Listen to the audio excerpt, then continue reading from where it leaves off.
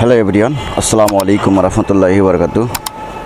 দীর্ঘ 2 বছর রিস্টোরের পরে এটা আসলে গতকালকে যশোর থেকে নিয়ে আসলাম। তখন এটার মিটারে ছিল হলো 1883, এখন আছে 2082, অর্থাৎ সর্বমোট প্রায় 199 কিলোমিটার গাড়িটা চলছে।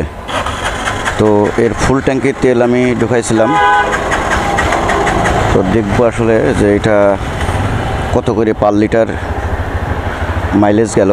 আর এটার ফার্স্ট ইমপ্রেশন ভিডিও হিসেবে আপনাদেরকে একটু শেয়ার করব। জাপানি RX বা ইয়ামা RX 115, এটা জাপানিজ ভার্সন।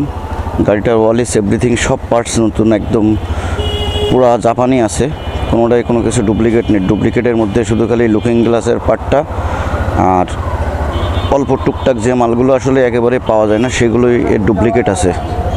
তাছাড়া যেখানে যা আছে সব জাপানিজ পার্টস সংযোজন করা হয়েছে। রিম, টিম, স্পোক, টায়ার দুইটা তো আসলে MRF-এর, কারণ এখন তার টায়ার জাপানিজ টায়ারটা পাওয়া যায় না।